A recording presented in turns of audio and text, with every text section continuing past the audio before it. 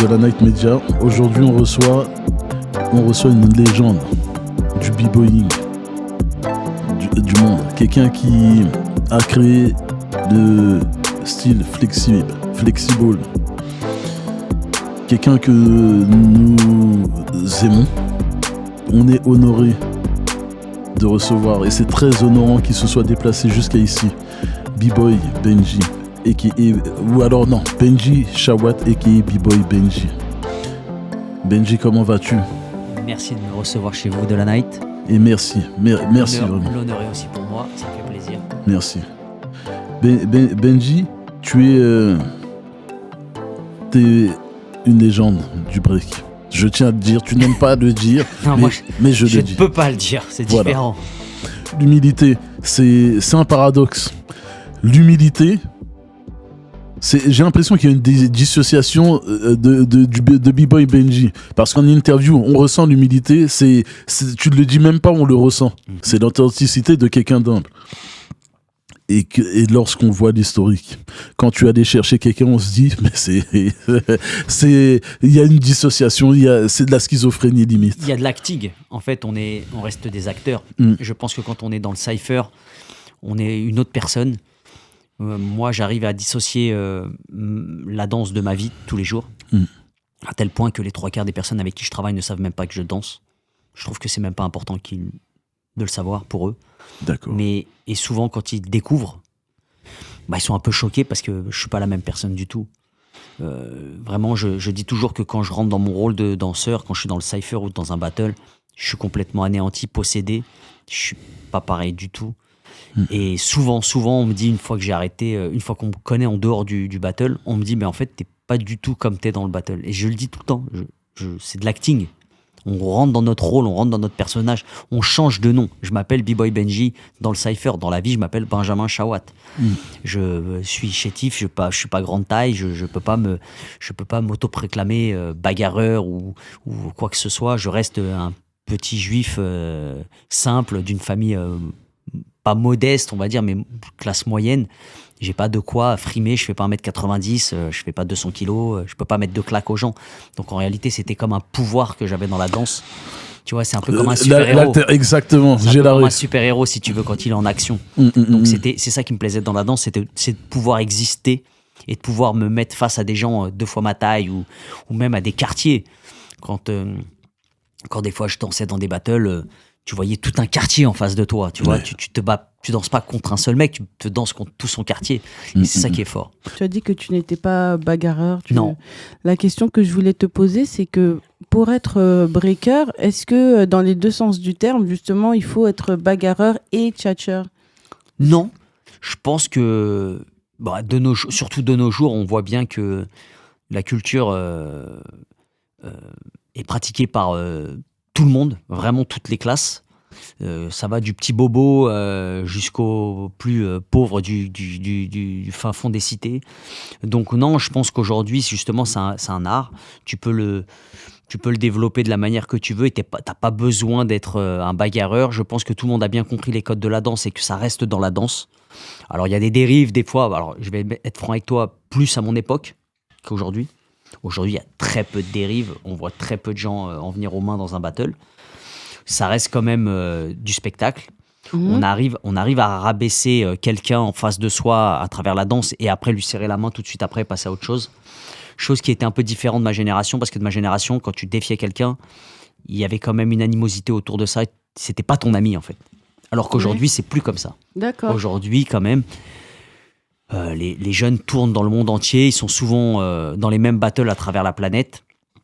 Ce qui fait que finalement, ça crée un lien. Quand tu te retrouves, je veux dire, à l'autre bout du monde avec 2 ou 3 Français, finalement, les liens se resserrent quand tu es à l'étranger. Donc, quand tu reviens à Paris, quand tu redanses contre eux, ça devient un peu tes potes. C'est difficile d'être... Et c'est ce qui se passe avec tous les plus grands noms de la danse aujourd'hui. Ils ne s'affrontent plus en dehors des battles parce que ils sont tous amis quasiment. Ils se retrouvent toutes les semaines à travers la planète. Donc il n'y a plus de guerre un peu comme à notre génération où les gens représentaient leur couleur, leur groupe, leur quartier. C'est plus tellement comme ça. C'est vraiment devenu un sport populaire, limite. Tout à l'heure, tu disais que t'avais besoin d'exister. Oui. Le fait d'aller... Est-ce que c'est pas ça qui a fait ta définition du b-boy? T'es parti chercher ton existence. Cette démarche, est-ce que t'as fait beaucoup de défis? Oui. T'es parti chercher beaucoup de personnes? Je suis parti chercher beaucoup de personnes parce que j'avais aussi une éducation autour de ça. Yuval, il m'a beaucoup éduqué sur le fait que pour exister, il faut aller chercher des gens qui existent pour pouvoir prendre leur place. Tu vois, c'est toute cette éducation qui a été faite autour de moi qui a été bonne. Et c'est vrai que ça a fonctionné. Alors, ça n'a pas fonctionné sur tout le monde dans Division Alpha, mais sur moi, ça a fonctionné. Moi, j'avais compris qu'il fallait aller chercher des grosses têtes pour devenir une grosse tête. Est-ce que à cette époque, t'as senti la charge, la pression que ça demande, et l'implication que ça demande, et ce que ça représentait en fait? Bah, au début, non. Au début, t'es jeune, tu fonces, mais à un moment, les gens deviennent exigeants avec toi. Et c'est là que la charge elle commence à peser sur tes épaules. C'est-à-dire que quand j'arrivais à Châtelet et qu'il y avait des étrangers qui venaient, les gens disaient, mais il est où Benji? Pourquoi il n'est pas là aujourd'hui? Comme si c'était obligé que je vienne, ou que je danse contre les étrangers quand ils venaient à Paris. Il y avait cette charge un peu, j'étais un petit peu le porte-drapeau à un moment. Les gens m'appelaient, me disaient, mais t'es où? Je disais, mais je suis à l'école, je peux pas être là. Je dis, moi je peux pas. Non, mais il y a les Italiens, t'abuses. J'abuse, c'est pas mon métier non plus. Je suis pas là à défier Pierre, Paul, Jacques toutes les semaines. Donc à un moment, c'était une obligation. Là, juste avant que tu viennes, je regardais encore le battle avec Junior. Et la question qui m'est venue en le regardant là avec du recul, avec plus de 15 ans de... Je me suis dit, est-ce que tu avais pris ce recul à ce moment même, hein? Si tu as un souvenir de ça, est-ce que tu avais pris le recul? Je me suis dit, en fait, la question que j'ai envie de te poser, mais je me suis dit, ça se trouve, il était même plus dans ça. C'était quoi pour toi? C'était gagner? Ou alors, là, on l'a fait? Est-ce que tu avais déjà ce recul de dire, ouais, on l'a fait là? En fait, j'ai pas pensé à tout ça quand ça s'est fait. Ça a été une question d'ego. Il m'a appelé, Jaggy des Wanted m'a appelé. Ouais, retenez-le, la jeunesse. C'est du côté Wanted qu'ils sont venus te chercher parce que Benji était déjà en place. Oui, en fait, les Wanted m'ont appelé parce qu'ils venaient de gagner le Battle of the Year et moi, j'étais très proche de Jaggy et de plusieurs membres des Wanted. Et si tu veux, quand ils m'ont appelé, je les ai félicités pour avoir gagné le Battle of the Year. Et tout à coup, ils m'ont dit, attends, il y a Junior qui veut te parler. Moi, je ne connaissais pas Junior à cette époque. C'était un membre de Rennes. Il n'est pas de Paris. Donc, il avait intégré le groupe et ils m'ont dit, tiens, il veut te parler.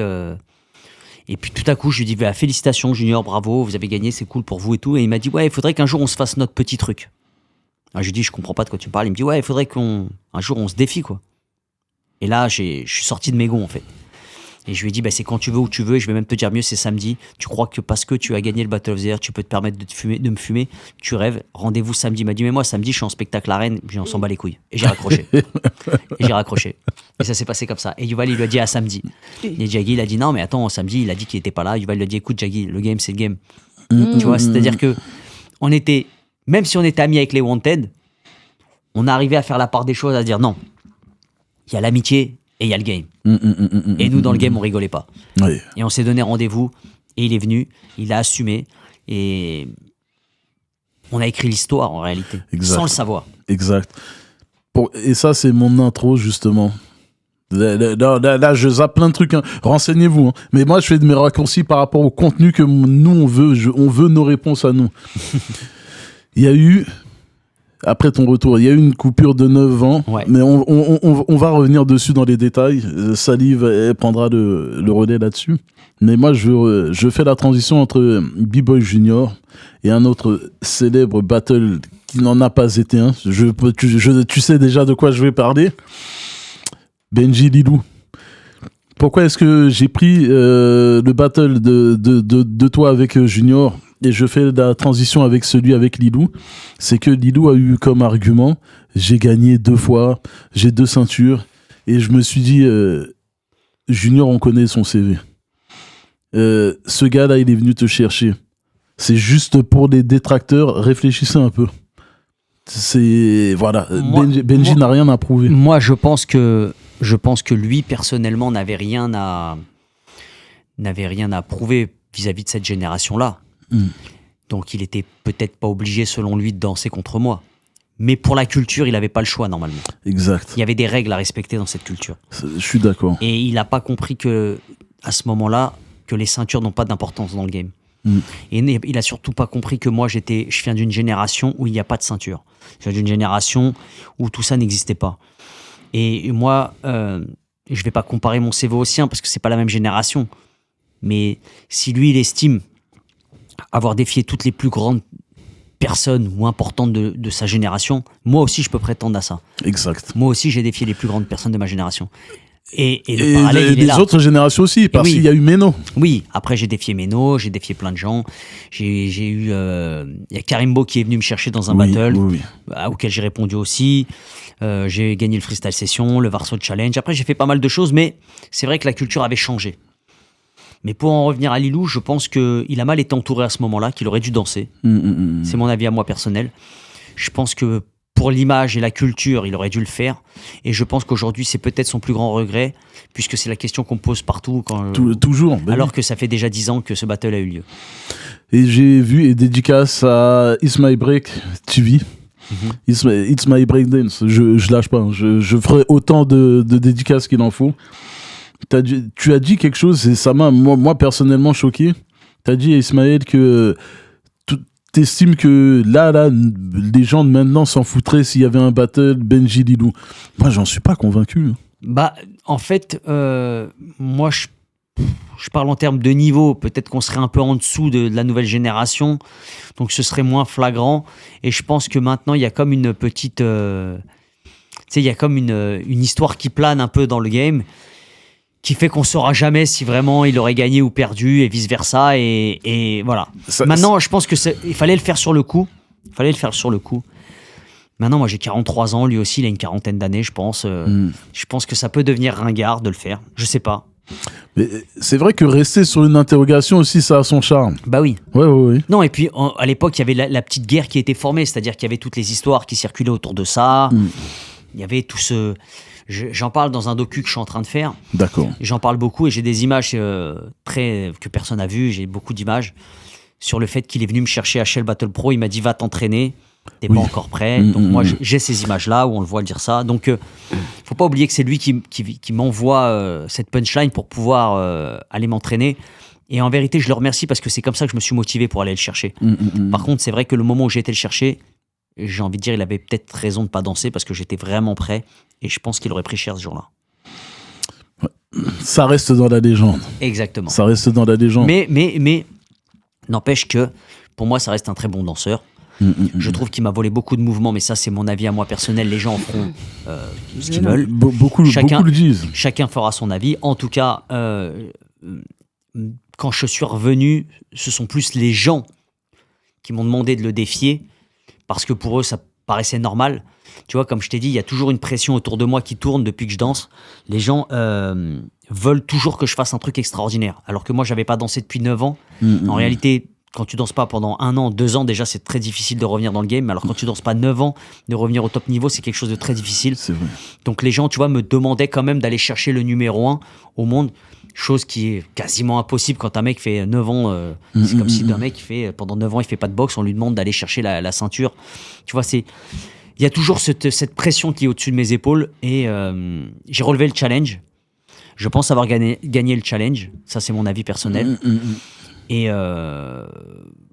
voilà, après, l'histoire, elle s'est arrêtée comme elle s'est arrêtée. Moi, j'ai continué mon chemin, lui le sien. Il n'y a pas eu de suite. Bon, c'est comme ça. Après, là, on va faire aller à la paycheck, hein. Flashback. Il y a eu la coupure, 9 ans. Après, t'es revenu. Cette coupure, j'invite les gens à regarder les différentes interviews de Benji à ce sujet. T'as fait cette coupure parce que tu l'expliques très bien sur les autres interviews que voilà, tu sais faire la part des choses et que dans la vie professionnelle, voilà, t'as sorti une phrase. Il fallait que j'avance en fait. Voilà. Il fallait que j'avance. Il y a un moment, j'ai un peu touché le fond avec la danse. Financièrement parlant déjà, c'était un peu difficile. Moi, j'avais choisi le chemin des battles et c'est pas le meilleur. Donc, danser derrière les artistes, etc., c'était pas trop ma tasse de thé. J'avais trop d'ego dans la danse pour pouvoir danser derrière Matt Pokora ou au fond de la salle derrière Laurie ou qui que ce soit. Pas que ce soit pas bien de danser pour eux, attention. Je dis juste que moi, j'avais trop d'ego. J'aurais pas supporté peut-être danser derrière Billy Crawford et que j'entende partout, putain, Billy Crawford, il est bon, on danse quand même. Tu vois, c'est quelque chose qui m'aurait gêné d'avoir un nom pareil et d'être au fond de la salle. Donc j'ai préféré m'arrêter complètement, aller chercher du travail comme tout le monde. J'ai commencé par dératiseur, c'était un peu compliqué parce que c'est un métier qui paraissait d'aspect comme ça dégradant. J'étais pas fier de moi au début, j'avais comme un semblant de carrière ratée. Il m'est arrivé des anecdotes où je me retrouvais une fois dans une boulangerie et une boulangère m'a dit j'étais venu faire une désinfection chez elle et la boulangère me dit mais je vous connais, vous avez joué dans le défi, et je lui dis non, c'est pas moi. Ah oui. Je lui dis non, c'est pas moi du tout. Elle me dit mais si, il vous ressemble et tout. Ouais. Et moi je lui fais du vice. Je lui dis ouais, le mec qui s'appelle David dans le film, c'est ça. Elle me dit ouais, exactement. Je dis ouais, mais on me le dit tout le temps. Il paraît que je ressemble, mais ça n'a rien à voir avec moi. En fait, j'avais honte. Si tu veux, j'avais honte. J'étais jeune. J'avais pas. La chute était trop violente. Tu vois, tu fais un film, t'as un premier rôle, tout réussit et d'un coup tu te sens que financièrement tu touches le fond et tu fais une petite chute et t'es obligé d'aller bosser. Et le premier taf que j'ai trouvé, c'était ça, des ratiseurs, et c'était dur. Parce que tu vas chez les gens, t'enlèves des souris, des cafards, des rats, c'est compliqué quand même. Alors que c'est un très très bon métier respectable. Mais j'avais pas la conscience de ça à l'époque. J'avais pas la présence d'esprit de me dire mais un travail c'est un taf en fait. Il y a pas de sous-métier, il y a pas tout ça. J'avais pas ce truc-là. J'avais plus le sentiment d'avoir raté.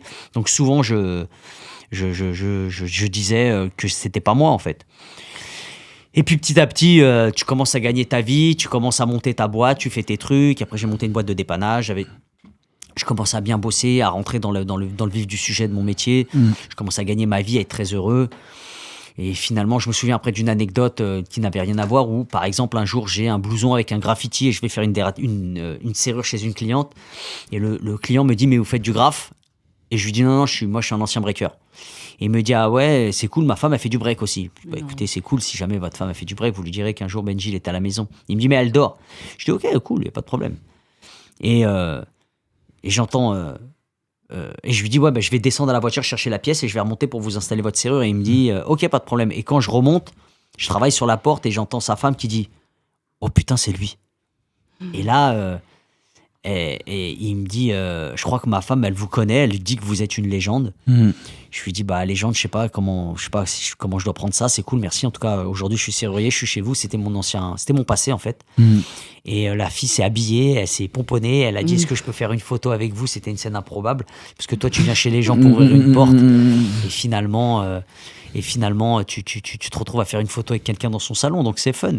Mais j'en ai plein des anecdotes comme ça. Après, quand j'ai repris la danse, j'avais fini dans une émission qui s'appelait Dance Street à un moment, où que Bruce a fait aussi, où j'étais juge, et un jour, comme les émissions sont enregistrées, je me retrouve chez une cliente et quand je commence à faire la facture et le devis, il y a sa fille qui est par terre et qui regarde la télé, tu vois, et il y a Dance Street.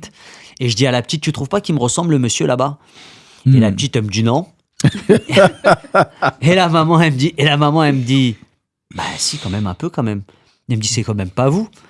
Bah, je lui dis, si, vous voyez, comme quoi que des fois, la danse, on peut pas joindre les deux bouts comme on veut, donc on a un vrai métier à côté, on fait deux trucs. Et elle me dit, c'est incroyable. Comme quoi que la télé peut avoir un impact sur les gens. Ils associent ça tout de suite à la réussite sociale, à beaucoup d'argent, beaucoup de, tu vois, alors que c'est faux. Benji, t'es quelqu'un qui a apporté quelque chose à la danse. Je t'apprends rien là-dessus. Quand tu vois, regarde, t'étais en interview avec Ismaël, j'ai vu ce que Ismaël a fait, les structures et tout. Bon, en off, avant qu'on allume les caméras, t'as dit que toi, tu voulais pas vivre de la danse, jamais.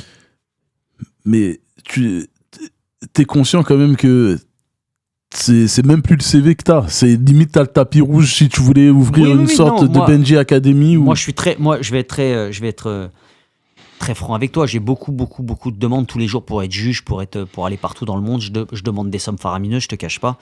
Aujourd'hui, j'ai la valeur de l'argent. Mais déjà, je trouve qu'il faut pas saouler les gens. Quand on les voit trop souvent, les gens, ils en ont marre. Je pense qu'il faut créer la demande et c'est ça qui fait que tu perdures dans le temps.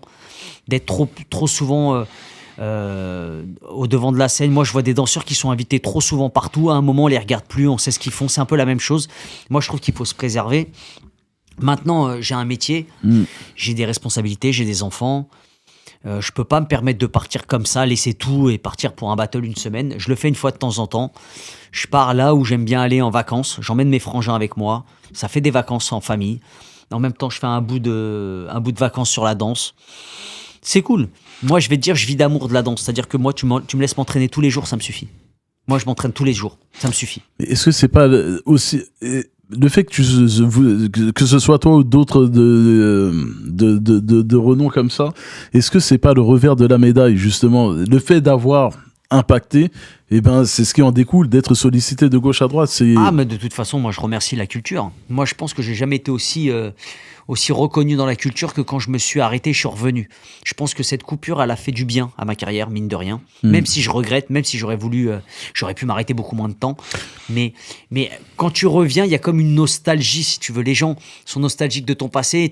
T'avais même des gens qui me disaient « Ah, Benji, revient, il va y avoir de l'action, il va se passer des choses. » Tu vois, comme s'ils connaissaient le personnage et ils savaient très bien que je pouvais pas rentrer dans la case du battle classique, en fait. Mais t'as parlé de regrets. Ouais. Après, peut-être que je me trompe, mais tu ne l'as jamais vraiment expliqué. Est-ce qu'on peut avoir cette exclusivité? Non. Moi, je pense que je me suis arrêté trop tôt.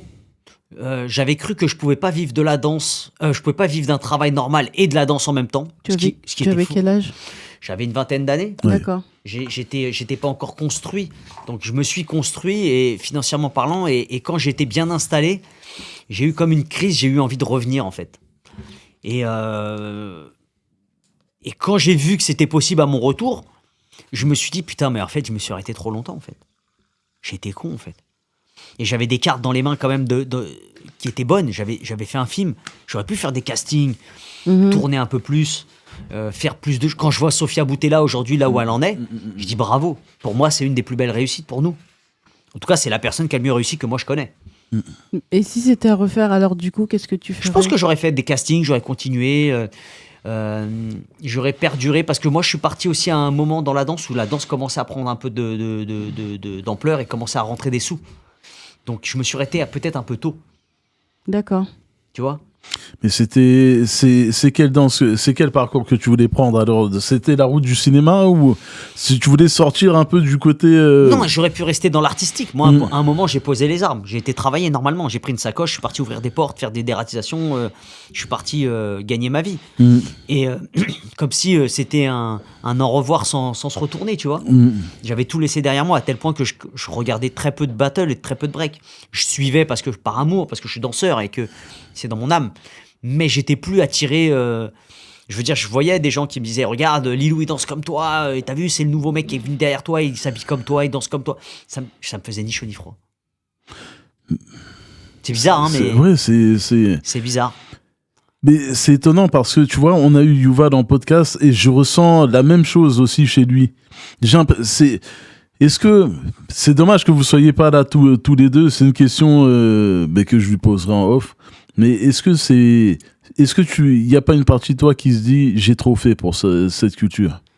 Ouais, je pense qu'on fait jamais assez. Moi, je suis amoureux de la culture, donc. Après, moi, j'ai donné le maximum que j'ai pu dans les battles. J'ai représenté mon pays au maximum que j'ai pu. J'ai été un porte-drapeau pendant longtemps. J'ai kiffé faire ça. Aujourd'hui, des fois, on me reproche de critiquer la nouvelle génération française. Mais je la critique pas pour la critiquer. Je la critique pour la motiver. Et je la critique parce que moi-même, j'étais patriote. Moi, je suis de confession juive. Donc, beaucoup te diront que mon pays, peut-être, c'est Israël. Mais moi, j'ai jamais porté le drapeau d'Israël dans un battle. J'ai porté le drapeau de la France toute ma vie. Je suis français, je suis né en France. La France m'a tout donné. Pour moi, c'était à l'étranger, je représentais ce que j'étais. Et j'étais français, j'étais un b-boy français. Alors oui, mon pays de cœur, ça va être Israël. Oui, c'est nos racines, c'est nos familles, nos machins, notre culture. Mais à côté de ça, dans le game, je peux pas dire quoi que ce soit sur Israël. Pour moi, le game, c'était la France. J'ai fait mes armes à Châtelet-Les Halles. J'ai fréquenté que des b-boys de France. Même si j'ai eu beaucoup d'alliances avec les USA après dans des groupes, j'étais quand même le petit Frenchie. Ils me disaient pas que j'étais le nouveau américain. Ils me disaient ouais, le petit Frenchie qui danse avec nous, par exemple. Tu vois. Donc non, j'étais un patriote, moi, un vrai de vrai. Et aujourd'hui, ça m'attriste un peu quand je vois que, par exemple, que la France n'aura peut-être pas de wildcard pour le prochain BC One. Ça veut dire que la France n'a pas assez bossé cette année à l'international et qu'on s'est fait un peu avoir partout, quoi. Donc ça me fait un peu de la peine. Et c'est pour ça que je me permets de critiquer les jeunes, parce que j'ai envie qu'ils soient motivés. Et que la transmission de la rage, moi je la décris dans mon livre, je la décris partout quand je m'explique, c'est une façon de voir les choses, c'était une façon de motivation. Moi quand j'arrive aux États-Unis la première fois, c'est un terrain inconnu, tout le monde est plus fort que nous, tout le monde nous regarde de haut, on est les petits, peu importe qui on était dans notre pays, ça n'existe pas. Quand tu leur parles d'actuelle force aux États-Unis, très peu de gens connaissent, ils s'en foutent, il n'y a que les anciens, les actuels, les Rocksteady Crew, tout ça qui connaissent, les autres ne connaissent pas. Donc il y avait que Ibrahim Dembélé qui avait pour les phaseurs de l'époque un mec qui était un mec reconnu, mais le reste il n'y avait pas grand chose.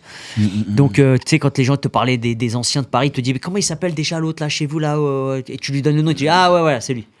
Tu vois, ça avait pas de gros impact sur eux finalement. Et donc on est insignifiant. Donc c'était dur de faire nos armes là-bas, c'était dur de s'imposer. Et c'est vrai que quand je fais le pro-am la première fois aux États-Unis et que j'arrache tout le monde, les gens sont choqués.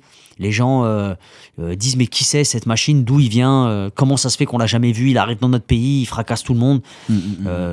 Ça les avait choqués en fait, parce que moi quand je fais le pro-am, je danse contre un groupe qui s'appelle Skis Method, qui est le must de Miami, et moi je tombe dans un raz-de-marée dans le battle où je défie quasiment tous ceux du groupe en fait, je tombe contre tout le monde et je les arrache tous, et les mecs me disent mais putain, mais qui c'est ce martien, alors qu'à la qualification Ken Swift voulait même pas que je fasse la qualif, il m'a dit non, il y a trop de noms, il y a plus de place pour toi, désolé, merci, au revoir.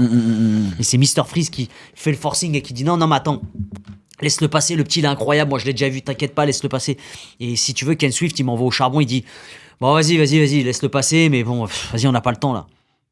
C'est pour te dire à quel point j'étais insignifiant à ce moment-là. Oui. Et à la fin du battle, il y a toute la salle qui me soulève, tous les Américains me soulèvent en l'air, et je deviens en une seconde le porte-drapeau de la France.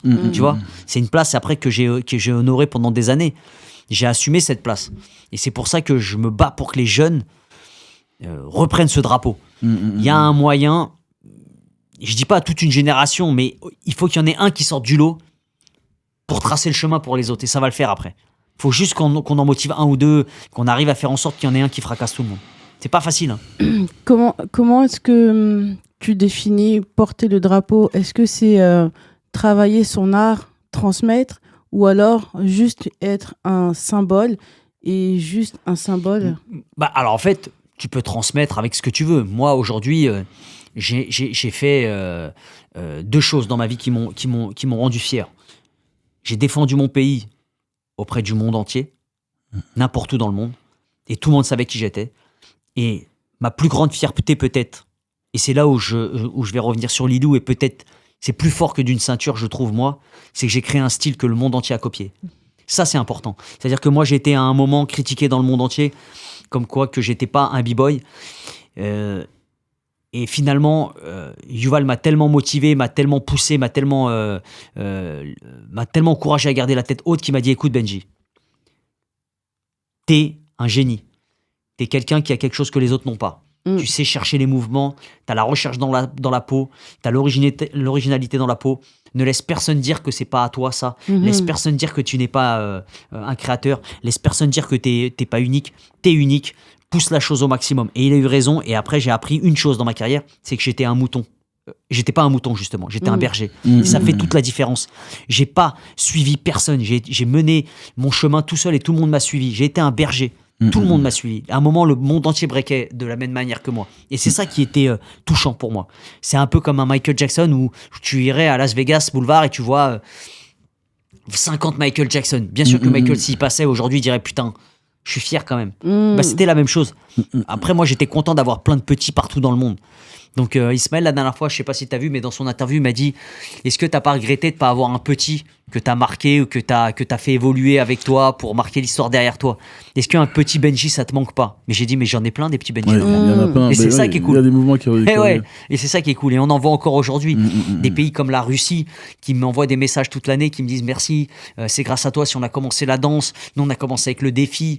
Moi, ça me touche, ça. Tu vois, moi, je demande pas de reconnaissance physique par des symboles, par des trophées, des médailles, des ceintures. Moi, je m'en fous de tout ça. Moi, c'est ça qui me touche. C'est quand un mec qui me dit moi, j'ai grandi avec toi, mon pote. J'ai grandi avec toi, ça m'a fait rêver.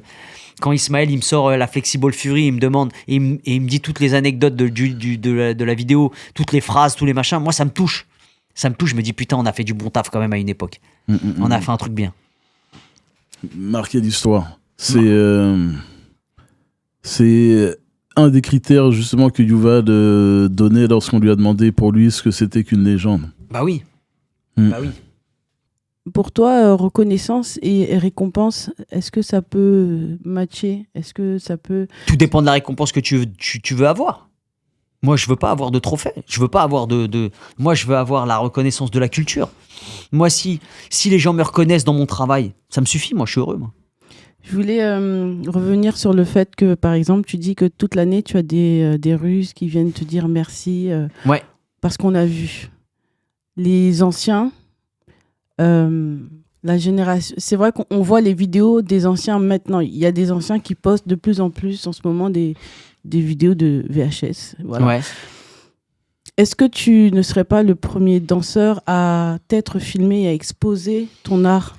Moi, je suis le premier Français à avoir fait une mixtape de break, perso. C'est-à-dire? Bah, en fait, moi, j'ai vite compris que la vidéo, c'était important, ne serait-ce que par la date. Quand tu te filmes et tu sors une cassette ou tu postes une vidéo, tu immortalises tes mouvements parce qu'il y a la date. Quand un mec te vole ton mouvement, tu peux dire « Moi, je le faisais en telle année, j'ai une preuve, tiens, regarde. » Alors, je fais juste un... Ce que moi, regarde, par exemple, ce que moi, je regrette sur les old school français, c'est qu'ils n'aient pas laissé assez de traces. D'accord. Donc, en vérité, aujourd'hui, c'est difficile de parler à un petit jeune qui n'a pas d'image. Oui. Tu comprends ce que je veux dire? Tout à fait. Et c'est très difficile. C'est déjà difficile pour un petit jeune de regarder ce qui se passait 20 ans avant. Mais alors imagine quand il n'y a pas d'image. Comment tu veux leur faire comprendre qui tu étais, qu'est-ce que tu as apporté?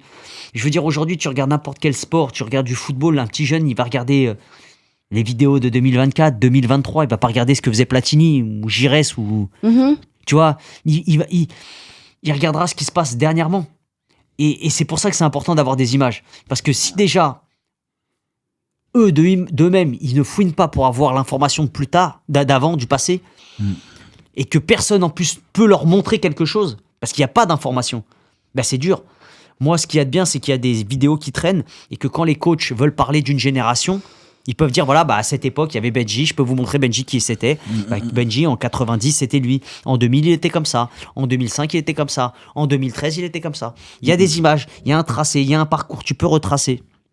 Et je trouve que c'est important. Et c'est la même chose pour un bouquin. Quand tu fais un bouquin, tu retranscris toute ta vie sur un bouquin et tu le transmets à une nouvelle génération. Là, tu laisses des traces.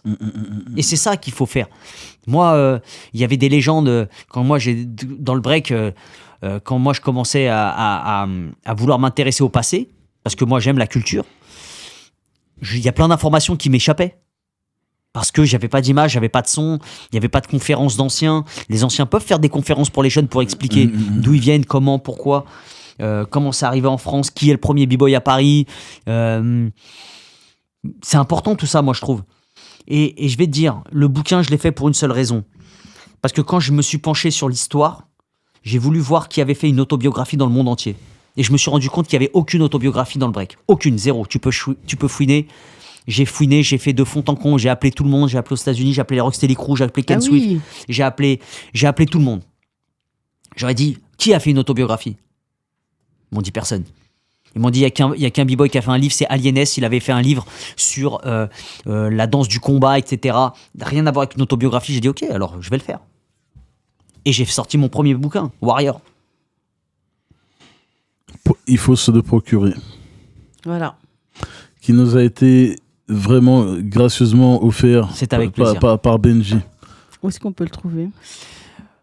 Sur bboybenji.com, vous pouvez le trouver partout, sur les plateformes, il y a la Fnac, machin, il y a partout. Est-ce que c'est ton bébé? Ouais, c'est une forme de bébé, tu sais. Je fais beaucoup de choses aussi pour mes enfants aujourd'hui. Oui. Tu vois, quand t'as des gosses, t'as envie de leur montrer des choses que t'as faites, t'as envie de leur... Et en fait, quand je leur donne ça, c'est symbolique. Même pour eux, ils disent, ouais, papa, il a fait un livre. Tu vois? C'est vrai. Et c'est cool. Moi, j'ai des filles, donc c'est cool. Par exemple, mes filles, pour eux, papa, c'est papa, il n'y a pas de break, il n'y a pas tout ça. Ils savent juste que je danse, que j'ai fait un film. Alors, des fois, je leur dis, tu sais que papa, il a fait un film, chérie. Et des fois, ma fille, elle me dit, ouais, bah, c'est bien, c'est cool et tout. Mais sans plus, elle s'en fout. C'est pas, pour elle, je passe à la télé parce que je passe sur YouTube. Pour elle, la télé, c'est YouTube. Tu sais, les enfants aujourd'hui regardent plus YouTube C'est vrai. ils regardent plus YouTube que la télévision. Donc pour elle, pour ma fille, quand elle zappe, elle voit des trucs. Benji, elle zappe avec son doigt. Elle dit regarde papa, t'as vu, t'es là. Donc elle dit à l'école à ses copines, mon père il passe à la télé. Mais ça fait. Je reviens sur ce que c'est vrai que ça fait très super-héros. Donc en fait, Totalement. voilà, il y a le Benji, papa, homme, Ah mari. oui, rien à voir. Et c'est volontaire. Est-ce que c'est quoi? Est-ce que c'est pas le papa poule que t'as voulu mettre ton foyer à part du monde de la danse? Même pas. Je pense que ça s'est fait naturellement. Ma femme Lucie, elle est très simple. C'est une femme très simple. Ma femme, elle est pas du tout branchée break, elle est pas du tout branchée starification sur moi, elle a jamais kiffé sur moi parce que je faisais de la danse ou quoi que ce soit. Rien de tout ça. Pour elle, ça la touche pas. C'est juste ma passion et elle trouve ça. Elle m'a jamais dérangé là-dedans. C'est-à-dire que je peux partir aux quatre coins du monde danser, faire tous mes trucs. Elle m'a jamais fait chier. Pour être franc, elle m'a jamais dit.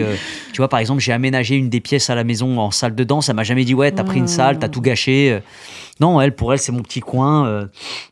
Elle sait que quand je danse en bas, personne ne me dérange. Voilà, je suis chez moi, je suis bien. C'est cool. Et ça, c'est important d'avoir une femme qui te soutient plutôt qu'une femme qui t'enfonce. C'est très important. Alors, elle me soutient, comme je te dis, elle est pas fan, c'est pas du tout son délire, mais elle est contente pour moi. Elle va me dire, ok, chérie, t'es content, tu vas aller là pour aller juger, vas-y. Là, ce matin, je lui ai dit, par exemple, ce matin, elle m'a dit, tu vas où? Je lui ai dit, j'ai une interview. Elle m'a dit, ok, cool, vas-y, kiffe bien. Eh ben, Cœur Madame sur, Benji, Madame. le big up, c'est voilà une reine et les Et princesses. sur les filles aussi. Mais oui, les princesses. Les Ouais, princesses, les stars. oui. Mais est-ce que justement ce cadre familial n'a pas été un équilibre pour toi? Est-ce que c'est pas ce que tu voulais Oui. pour t'équilibrer? Oui. De toute façon, moi, je viens quand même d'une famille assez réglée. On est tous bien réglés. Hein. On a une bonne éducation. On est 3 frangins. Mes parents sont issus de l'immigration. Ils sont juifs tunisiens. Ils viennent de D'accord. Tunisie. Donc, ils sont arrivés ici en France avec des papiers français parce qu'ils étaient sous le régime français en Tunisie. D'accord. Donc, ils ont été à l'école française là-bas. Mais ils sont venus avec toute leur culture un peu maghrébine, tu vois, des pays. Donc, c'était une petite adaptation quand même. Mais sinon, l'éducation, nous, classique, vraiment classique, famille moyenne, tout s'est bien passé avec des grands frères qui m'ont montré, moi, la danse. C'est une famille des années 80, donc on a grandi avec les films Beat Street, Breaking, Oui. avec à Sydney, tout ça, des vidéos dans la maison. Donc, famille classique, éducation classique. Donc, moi, j'ai voulu indirectement refaire ce schéma, puisque c'est un schéma qui a plu chez moi. Qui m'allait. J'ai voulu refaire ce petit schéma chez moi avec ma femme et mes enfants et ça fonctionne bien. Alors maintenant, souvent on me demande est-ce que moi je veux que mes enfants dansent. Moi je veux pas forcément que mes enfants dansent. Je les soutiendrai dans n'importe quel sport. Bon là en ce moment ils sont sur la K-pop. Voilà. Bienvenue au club. K-pop Hunter, Demon Hunter, je sais pas Oh quoi. là là. Soda Pop, Golden. T'as regardé mon ou pas? Dieu. Ah j'ai adoré. Franchement je trouve que c'est Il bien. peut pas regarder. Ben, moi je trouve ça extraordinaire. Je trouve que c'est super bien Il y a fait. un beau message. Ouais, c'est super bien fait. Les dessins sont Ça pas... danse, c'est pas vulgaire. C'est vrai, il n'y a pas de... Non, c'est bien. Franchement, et mes filles, elles adorent. Donc voilà, donc tu vois, comme j'ai un côté très famille, bah, j'ai un frangin qui fait de la maquette 3D, qui est peintre, qui fait des maquettes, des trucs. Et je lui dis, vas-y, il n'y a pas de jouet K-pop, s'il te plaît, vas-y, trouve-moi un jouet K-pop sur la 3D. Là, en ce moment, j'ai mon frangin, il fait des maquettes pour mes gosses, des grosses maquettes qui peint, K-pop. Voilà, on est dans une ambiance pour les gosses de la famille. C'est incroyable. Ouais, on est une famille, une vraie. T'as dit, je reviens encore sur Ismaël, comme quoi, franchement, les gens, nos abonnés, allez voir It's My Breakdance TV. C'est It's My Break TV, vous allez kiffer. C'est incroyable, c'est incroyable. T'as dit que Mais bon, on kiffe aussi là. Hein. C'est un autre délire, Oui. c'est tout. Hein. Oui. l'esprit oui. B-Boy, tu l'appliques dans tout. Mais ma vie, c'est un battle. Benji, Benjamin en tant que père, est-ce qu'il applique juste, est-ce qu'il y a aussi dans l'éducation et en tant qu'époux, est-ce qu'il y a le B-Boy aussi qui est là? Mais moi, je me lève le matin, je vais travailler. J'y vais pourquoi? Moi, je vais pour mes enfants. Donc, c'est ma bataille de tous les jours. Tout ce que je fais, quand je fais un bouquin, c'est une bataille. Je me tape pour faire mon bouquin, c'est 2 ans de travail. Quand je m'entraîne tous les jours, c'est une bataille. Toute ma vie, c'est une bagarre. C'est que ça, en fait. Moi, le battle, c'est ma vie.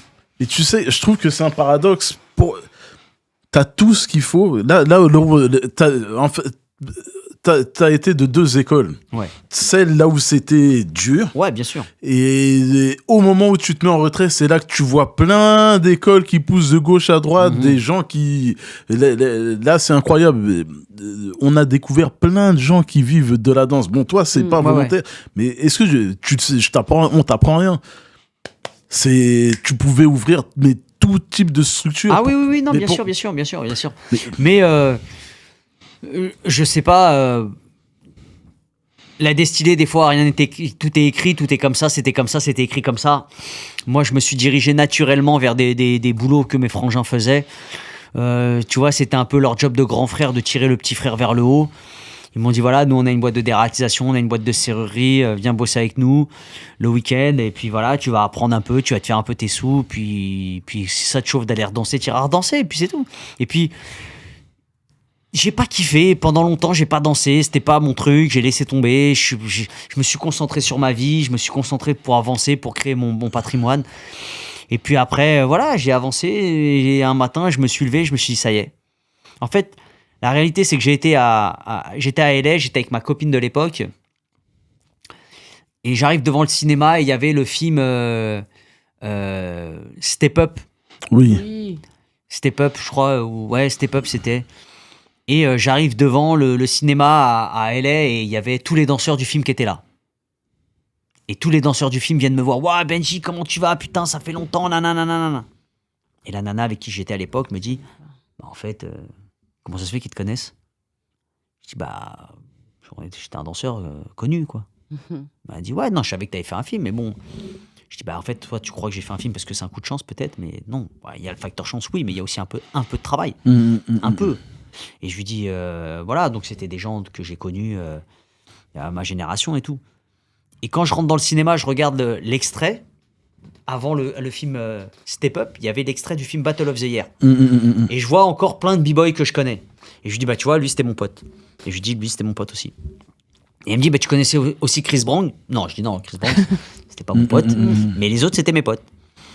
Il me dit, ah ouais, putain, c'est chelou et tout. Et je sais pas pourquoi... Quand je suis rentré à Paris, j'ai dit, vas-y, je vais m'y remettre.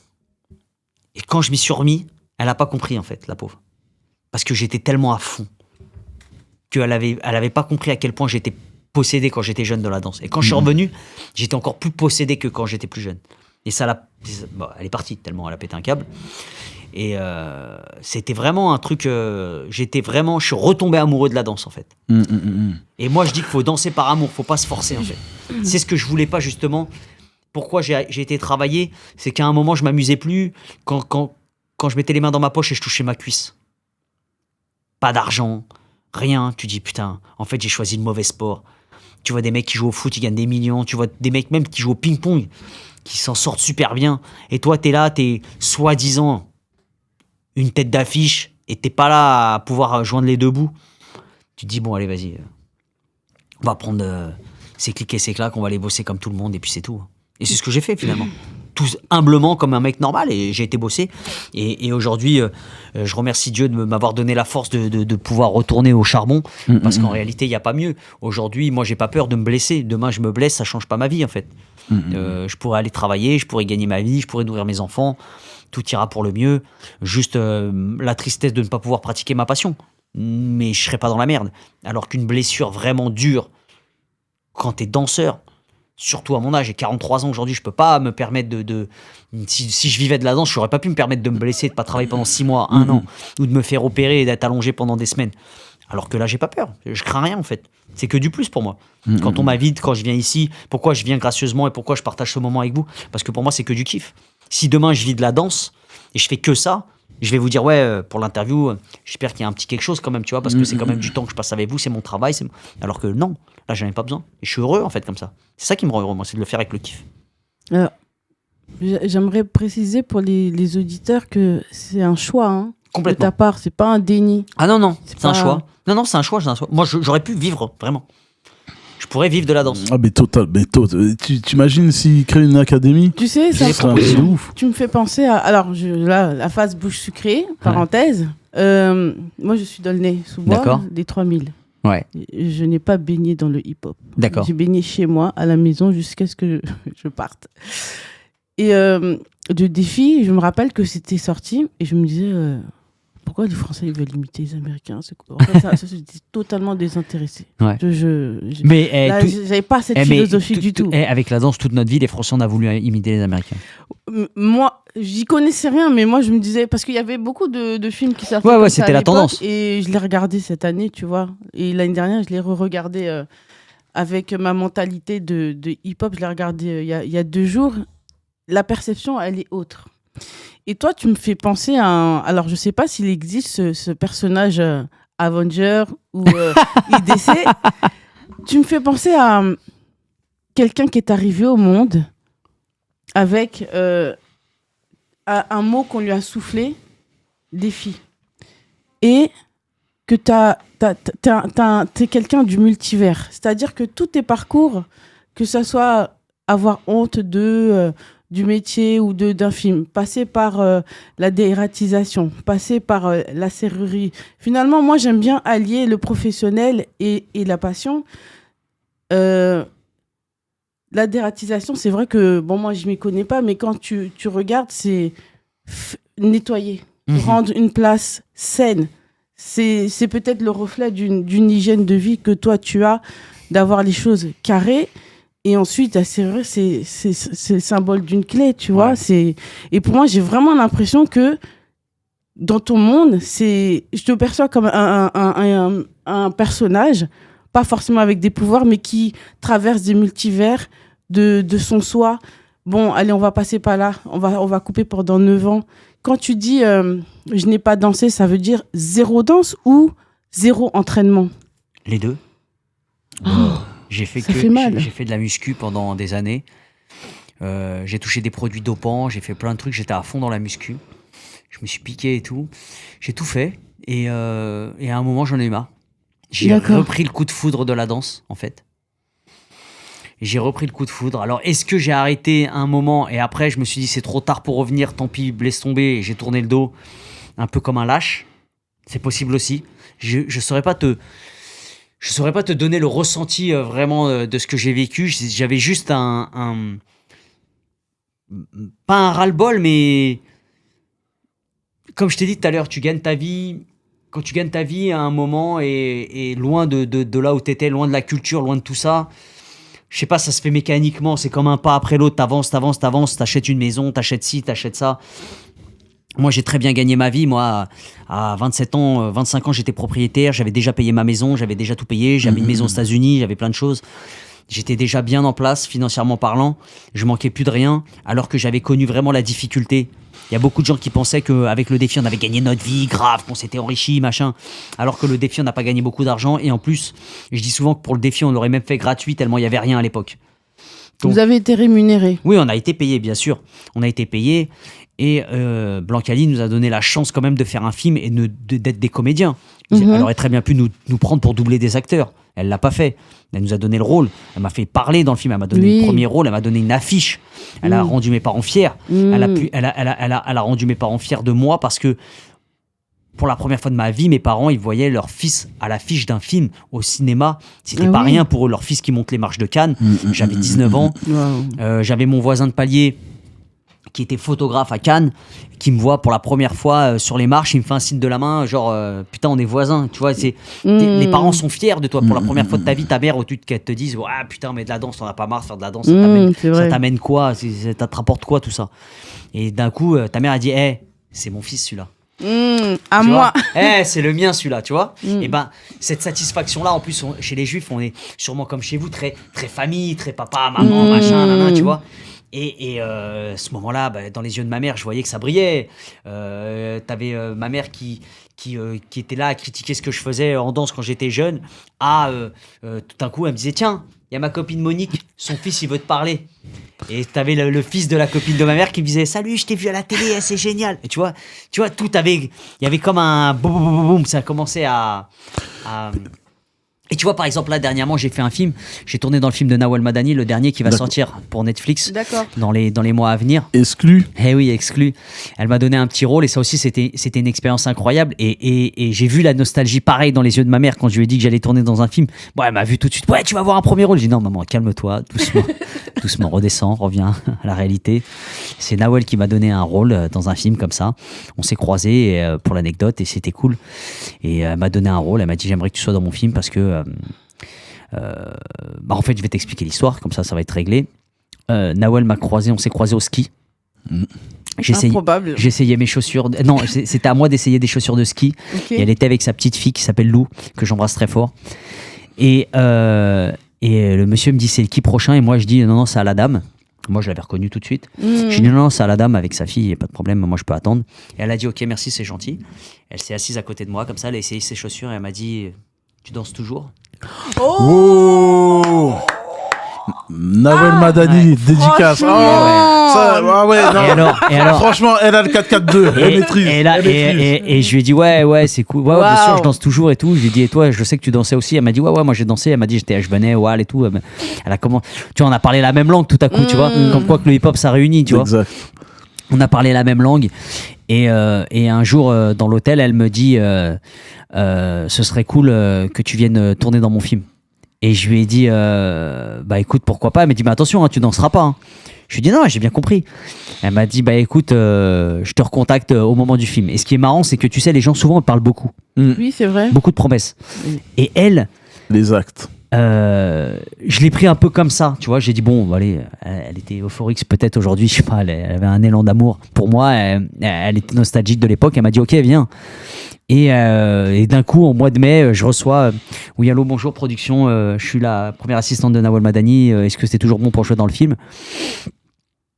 Tu dis ouais, t'es limite choqué, tu vois, tu dis ouais, bien sûr, ouais, cool. Et elle m'a dit écoute, je t'envoie les essais casting, voilà. Elle m'a fait faire les essais casting, je pense que j'avais déjà un bon coup de piston de Nawel, elle voulait déjà que je sois dans le film, donc elle m'a accepté tout de suite. Et on a tourné ce film et c'était mortel parce que on parlait d'anecdotes de la danse pendant le tournage et on avait cette complicité du hip-hop. C'est quelqu'un de très sérieuse dans le travail, très ferme, elle sait ce qu'elle veut, est très très gentille. Moi je suis resté très pote avec son mari, c'est mon pote Djibril que j'embrasse fort aussi. Vous savez, celui qui a joué dans Les Misérables, ouais, etc. Il est mannequin là. Ouais. Un playboy, le salopard. Ouais. Sur les pistes on voyait que lui.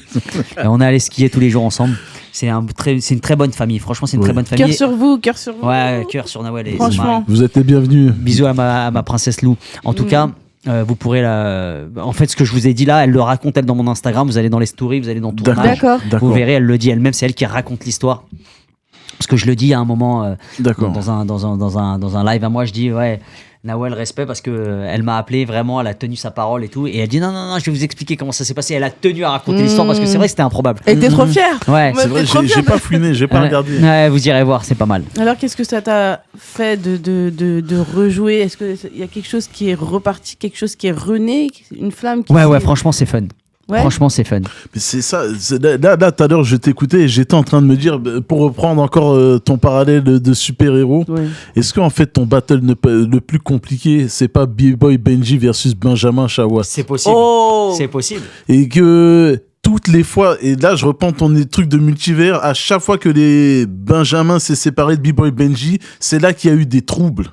Il y a eu des troubles. En fait, je vais te dire, j'ai tellement j'attends plus rien de la danse et de la culture et tous ces trucs-là, qu'en fait, les choses viennent à moi. J'ai l'impression que quand tu cherches trop, c'est compliqué, mais quand tu te détaches de tout, les choses viennent à toi. C'est ça. Et c'est cool. Et c'est cool parce que j'ai l'impression que tout me tombe sur la tête. Donc c'est cool. La destinée. C'est le plus beau battle, je crois. Ouais. Je pense avoir quand même dans l'ensemble une bonne étoile. Et juste comme ça, c'est qui le plus chaud des deux alors du coup? B-Boy Benji ou Benjamin Shawat? Non, je pense que le plus combatif c'est Benjamin Shawat. Parce qu'il y a les princesses, il y a les reines, ouais, parce qu'il y a un combat qu'on finira jamais, c'est celui d'être parent. T'as des combats comme ça que tu peux pas tricher. Tu peux pas tricher. Et je pense que il y a des bases, tu vois, à garder. La famille, c'est quand même une base de malade. Ma passion fait partie d'une des bases. Tu vois, de pouvoir danser tous les jours, c'est une partie de ma base. Ça fait partie de mon quotidien. J'ai besoin me retrouver avec moi-même. J'ai besoin d'être dans ma petite salle. J'ai besoin de... Tu sais, moi, Je break pas forcément sur des breakbeats, je mets des fois des slows, des musiques qui n'ont rien à voir, des musiques de tous les pays du monde. Ça m'est même arrivé de danser, de m'entraîner sur les musiques de K-pop, Hunter. Mais c'est intéressant. Hein, ouais, parce que ça me fait penser à mes gosses, ça me donne un peu de l'inspi, ça me... Voilà.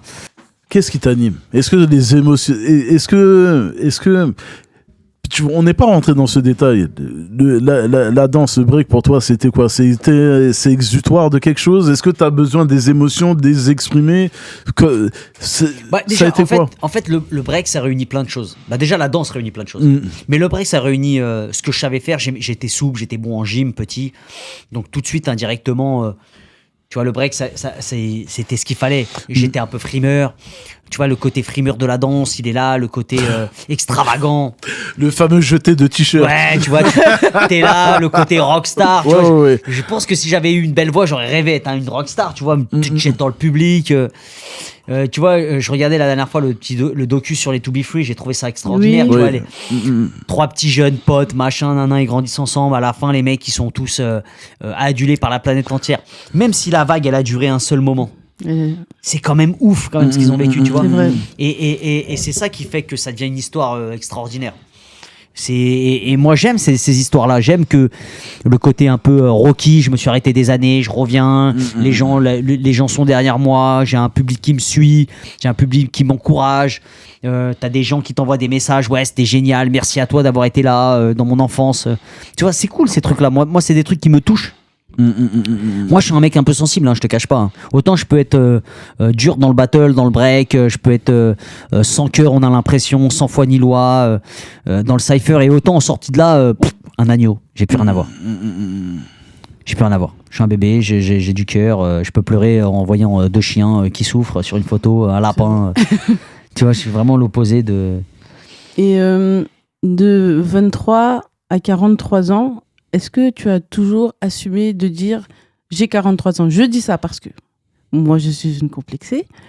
J'ai du mal à... Je bégaye. C'est-à-dire que j'évite les sujets qui portent à me dire mais t'as fait un deuil? Attends, c'est quoi un deuil? Bref, il y a des saisons où je n'assume pas. Voilà, si ça peut te rassurer, tu fais pas ton âge. Oui, mais... Non, alors on a l'âge qu'on a. On le ressent physiquement. Moi, je le ressens, en tout cas, moi, dans mon physique, parce que le break, après 30 ans de break, t'as ton corps, il est fracassé.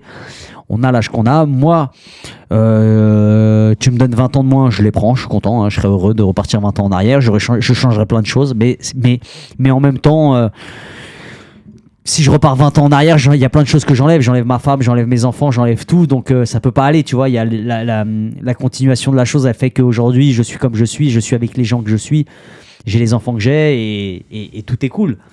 Je regrette pas. Je peux pas dire que j'ai tout gâché en fait dans ma vie. Donc moi, je suis content d'avoir l'âge que j'ai et vécu ce que j'ai vécu. C'est pas comme si j'avais tout et aujourd'hui j'ai plus rien. J'avais tout et aujourd'hui j'ai autre chose. J'ai un autre tout, différent. Il te porte avec toi. Alors, quand tu dis j'ai 43 ans, il y a tout qui vient, en fait. Aujourd'hui, je suis plus seul. Je m'assume plus. Il n'y a plus que moi. Je m'assume avec tous les autres. Je vais te poser une question, parce que tu es père de famille. Et malheureusement, dans le monde du hip-hop, il y a des personnes qui salissent cette devise « Love, Unity and Peace ». Qu'est-ce que tu dirais à une petite, à une moins petite, à une femme qui a été victime d'agression sexuelle? Ah non, pour moi, ça, il n'y a pas de et mots. Qui se dit, moi, je reste hip-hop, je dis rien, je balance pas. Non, moi, je pense qu'elle devrait balancer déjà pour sortir de son angoisse, parce que je pense que ça doit être dénoncé déjà. Si elle a été vraiment accusée si elle a été vraiment victime, faut dénoncer. Au même titre qu'un pédophile dans le game, faut le dénoncer aussi. Il n'y a pas de règle pour ça. Moi, je peux pas prendre la défense de ces gens-là. Il faut qu'ils payent. Moi, j'ai des filles, moi, j'ai une femme. Moi, si demain, ma fille, elle avait ne serait-ce que quelqu'un qui la caresse sans aller plus loin que là, je pense que moi je lui souhaite la mort, je lui souhaite la prison à vie, je lui souhaite la chaise électrique. Moi j'ai pas de pitié avec ça. D'accord. Moi je m'en bats les couilles de ce que les gens pensent sur ça, je te le dis avec le cœur, qui crèvent tous en fait. Moi je suis un mec, je rigole pas avec ça, je suis vraiment cru sur ça. Un mec qui touche des meufs, qui les viole, écoute-moi, il n'y a pas de mots, il n'y a pas de pardon, il n'y a pas de tout ça. C'est la chaise électrique. Salut, je m'en fous. Il y a pas de histoire de déculpabiliser aussi ces victimes, hein, hommes ou femmes. Mais attends, et je vais même te dire mieux. Si la nana garde ça pour elle, elle pense que c'est hip-hop, elle rêve en fait. C'est pas hip-hop. Hein. C'est pas ni parce loyal. Ah non, mais rien du tout. C'est de la merde en fait. Je suis obligée de poser la Non, mais question c'est de la parce merde. qu'il y a cette culpabilité qui pèse et cette honte qui pèse sur les victimes. Des fois, qui se disent c'est de ma faute. De leur faute. Mais bien sûr. Mais c'est des folles. Bah, moi je te dis c'est des folles. Mais qu'elles aillent consulter, moi je te le dis moi. Je vais te raconter une anecdote, peut-être qu'on la mettra pas. J'avais 13 ans et mes parents m'ont toujours dit, quand vous êtes avec des adultes, ne les regardez pas dans les yeux, vous êtes des enfants, vous n'intervenez pas dans les trucs. Bon, quand je suis partie chercher du pain, j'ai traversé la cité et en fait, j'étais à 13 ans, je faisais 1m60, j'étais un peu 60-62. Et je vois un gars d'une trentaine d'années et je le regarde, il me regarde, je le regarde et je me dis, ah ouais, je le regarde. On se croise et met une main aux fesses. Mais c'est une merde en fait. Et là, je me suis dit, j'aurais pas dû le regarder. Si je dis ça à ma mère, elle va me gronder. T'as Mon père, il va me gronder. Ouais. J'ai culpabilisé, tu vois. Alors, c'est pour ça que je te dis qu'il y en a qui culpabilisent. Alors, j'ai envie de dire que dans ton malheur, t'as de la chance quand même. Parce que ça n'a pas été plus loin. Ça aurait pu être pire. Oui. Ça aurait pu être pire. Mais moi, je suis père et je suis papa poule. Donc, en fait, ce que tu me dis là, t'as pas le ressenti là, mais je t'explique, tu me déchires le cœur. Moi, si ça arrive à mes filles, J'ai jamais dit à mes parents. je fais un crime. Je te le dis. Hein. Tu vois, moi, je suis un gentil. Je t'ai dit tout à l'heure, je suis pas bagarreur. Je suis pas grand, je suis pas musclé, je suis pas tout ça. Mais je pense qu'il y a des choses sur lesquelles je peux perdre les pédales. Tu fais du mal à ma mère, je peux perdre les pédales. Tu fais du mal à mes enfants, je peux perdre les pédales. Tu traumatises mes enfants, parce que ça, c'est traumatiser un enfant à vie, ça. Je peux perdre des pédales. Tu touches ma femme, je peux perdre les pédales. Il y a des trucs comme ça, tu vois, où même le plus gentil du monde, même le plus calme, même le plus... il peut perdre les pédales. Tu vois, quand j'entends des histoires, parce qu'on en entend partout, il n'y a pas très longtemps, un mec qui avait fracassé une personne qui avait été chez lui, sa fille, elle avait été touchée dans sa propre maison. Oui, tu te rappelles, et il a été en prison. Il s'en fout. Mais il s'en fout, en fait. Oui. Mais il a raison de s'en foutre, en fait. Et j'ai envie de te dire, en prison, ça doit être une star. Parce que ce qu'il a fait, c'est exemplaire. C'est vrai. C'est exemplaire. Je suis désolé de dire. Hein. Ah bah vrai. oui, c'est vrai. C'est exemplaire. Pour moi, c'est une star. Parce que dans le milieu hip-hop en France, en l'occurrence, il y a beaucoup de cas similaires. Il y a des voix qui commencent à se lever. Bah, les langues se délient avec le temps. On a beaucoup entendu. On a entendu Afrika Bambaataa qui avait des histoires pas claires. On a entendu Crazy Legs qui avait des histoires pas claires. Il y avait un mec qui était dans l'équipe de Yuval, dans le 1000%, pas dans le 1000%, dans l'équipe de Vertified. Il y avait un mec, je crois, qui avait une histoire pas claire aussi que Yuval avait balancé. Tu vois, il y a un moment, c'est pas être une balance. Le mot balance ne va pas avec ce moment-là. Tu vois, c'est pas être une balance. Une balance, c'est quand tu balances un pote qui a fait un truc sur une histoire, voilà.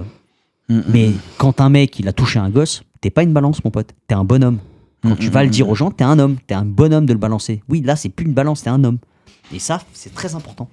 C'est ouais, de culture. Faut pas tout mélanger. Hein. Voilà, exactement. C'est pas hip-hop hein, qu'un mec mette une main au cul à une petite de 13 ans ou qu'un mec envoie des messages subliminaux à une gamine, à une élève à lui. On connaît beaucoup de profs qui ont tendance à caresser un peu dans le sens du poil leurs élèves. Mais tout se sait, les mecs, à un moment. Donc doucement. C'est ça. Et on a maintenant, enfin, le volet, Monsieur Yuval.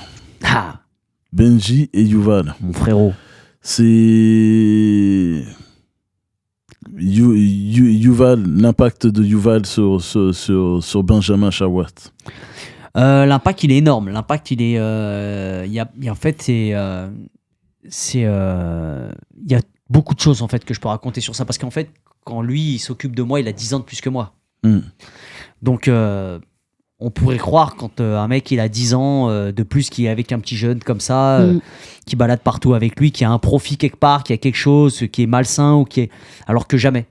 Jamais. Yuval, il a toujours été protecteur, il a toujours été à côté de moi, il m'a toujours défendu, j'ai pas toujours eu bonne presse. Il y a plein de choses qu'il a fait pour moi. Il m'a jamais réclamé d'argent, il y a jamais eu quoi que ce soit entre nous. C'est vraiment de l'amour pour la danse et de l'amour pour moi qu'il a donné, du temps. Il a donné beaucoup de temps. Il a perdu beaucoup de contrats à cause de moi. Il a perdu son contrat avec Red Bull pendant des années parce qu'il avait pris mon parti quand j'ai défié Lilou. Donc il y a beaucoup de choses qui, tu vois, sur lesquelles il a payé cher l'addition à cause de moi. Et pourtant, il a toujours été là à côté de moi. Et c'est pour ça que je lui dois beaucoup. Mais moi, je n'oublie jamais de le nommer. Donc quoi que ce soit. Il fait partie vraiment des personnes les plus importantes de ma vie. Et jusqu'à maintenant. Et je pense qu'il ne le dit même pas, mais je pense qu'il a été important dans la vie d'énormément de personnes dans ce milieu. Oui, et puis jusqu'à maintenant, il prend mes patins sur chaque histoire qu'il y a. À chaque fois qu'il y a un mec qui dit un truc sur moi ou qu'il entend un truc pas clair, il est là, tu vois, il me défend. J'ai même pas besoin de qu'on me le dise, en fait. Je sais très bien qu'il a pris mes patins. Des fois, on m'envoie des trucs que Yuval a dit sur moi. Mais j'ai pas besoin, en fait. Je sais très bien qu'il dit bien de moi. Il me défend depuis toujours. Il me défend, il est à côté de moi, il est entier avec moi. Il me donne la main, il m'accompagne dans mes projets. Quand je fais un truc, je lui demande son avis. Il sait très bien qu'il peut compter sur moi, même financièrement parlant, s'il a besoin de quoi que ce soit. Il n'y a pas de problème, en fait. J'ai jamais de problème. Ça fait 30 ans, plus que ça. Même moi, j'ai 43 ans. Quand on regarde mes vidéos, on voit Yuval, il est chez moi, j'ai 4 ans. Il est pote avec mes frangins. C'est déjà comme un grand cousin. Tu vois, c'est un truc naturel qui s'est fait. Et moi, naturellement, quand mes frangins m'ont dit va voir Yuval, puisque t'aimes la danse, t'aimes Benny B, bah, va voir Yuval, c'est le meilleur. Et bah, naturellement, je vais le voir, tu vois.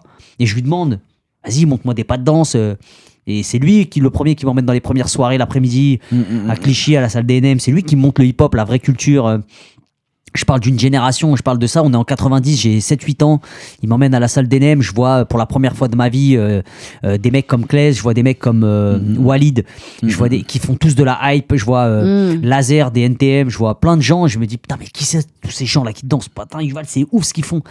Et Yuval, il me dit, regarde, lui, il fait comme ça, lui, il fait comme ça. Et je suis rentré chez moi, j'avais la tête. C'était mon Euro Disney, en fait. Et tu vois, et ça, je lui dois à lui. Premier qui vient m'aider quand je suis au hall, c'est Yuval. C'est lui qui m'accompagne. Ma mère qui lui dit, tu lui donnes la main quand tu rentres, tu fais attention à lui. Yuval, tu le ramènes jusqu'à la porte. Première fois que je vais à New York, c'est lui qui m'emmène. Ma mère, elle lui dit, Yuval, tu prends soin de lui. T'es responsable, s'il y a un problème, je te massacre. À pression. Tu vois? Ouais, bah ouais, parce que à un moment, ma mère, elle lui donne un enfant de 15-16 ans dans les mains. Tu vois? Oui. Tu vois? Et moi, j'étais copain avec le frère de Yuval, qui a mon âge. Donc, quand on est petit, on va dans les soirées à frère à Yuval. On va dans les soirées à Yuval avec ses frères et tout. Tu vois, il a une responsabilité. Il est obligé de nous surveiller. Sinon, sa mère, elle nous défonce et elle le défonce à lui aussi. Donc, moi, sa mère à Yuval, c'est comme ma tante. Ses frères à Yuval, c'est comme mes cousins. Sa sœur à Yuval, c'est comme ma grande cousine. Tu sais, tu le vois Yuval comme ça, mais il a une grande famille. Hein. Il a une sœur, une petite sœur. C'est le plus grand, Yuval. Il a une petite sœur d'un an ou deux de moins. Il a un frère d'un an de moins que lui. Il a un frère de mon âge, de 10 ans de moins. Donc, non, c'est une grande famille. Et lui aussi, famille très équilibrée, normale. Famille qui n'a rien à voir avec le milieu hip-hop. Donc, des fois, tu peux pas comprendre comment lui, il a switché comme ça et est devenu... c'est devenu son cheval de Troie, tu vois. Il est là, il bombarde la danse. Il est même plus passionné que moi. Parce que lui, il aime tout ce qui va avec la culture. Tu sais, moi, j'aime que la danse. J'aime la danse, j'aime l'histoire et tout ça. Mais lui, il aime tout. Il peut s'embrouiller avec un mec de 17 ans, Yuval, pour une histoire de merde. Parce qu'il est tellement à fond. Et surtout, il peut te faire un retour sur tout ce qui passe. Les battles, les soirées, les DJ, une polémique sur un mec... Tu vois, tu racontes ton histoire à Yuval, il en fait un podcast, hein, il en parle à tout le monde et il met ça à la lumière, tu vois. Mais en tout cas, je trouve ça fort qu'aujourd'hui, tu arrives à en parler. Hein. Mais c'est quelque chose que... Je sais pas comment t'expliquer. Que j'ai enfermé. Ouais. J'ai pas évoqué ça tout le temps. C'est en ayant des filles déjà. T'imagines, quand tu dis oui, ta fille elle doit aller au ski... je suis pas trop classe de neige, j'ai pas trop envie. Et quand j'entends des témoignages de filles que je connais pas forcément, et je me dis, ouais, mais je sais ce que c'est. Après, je me dis, mais pourquoi est-ce que je sais ce que c'est? Comme si j'étais passée par là. Après, tu fais... Non, mais... Et tu te rappelles, c'est quelque chose qui est marqué, en fait. Il faut pas que tu culpabilises du tout. Ah non. Après, là où tu t'en sors bien, c'est que, comme je te le dis, dans ton malheur, c'est quand même, même si c'est très grave, je souligne, ce n'est qu'une main aux fesses, il n'y a pas eu pire. Ça aurait pu être plus grave. J'aurais pu te bloquer dans un immeuble, essayer de te baisser ton pantalon, Ah, mais essayer de faire. Non mais tu j'ai vois, vécu non, mais des choses. tu vois ce que je veux dire. Ça aurait pu être très très très très grave et être traumatisé à vie et que aujourd'hui tu ne puisses peut-être même pas en parler. Et tant mieux si ça s'est arrêté là. En fait, tu fais allusion à l'histoire que Yuval a mis en lumière là récemment. Oui, parce que je me dis La que en danseuse. tant que femme, c'est pas.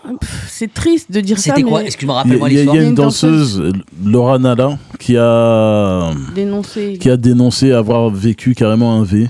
Et voilà. Eh ben, et qui a saisi la justice écoute, elle a pour raison. ça.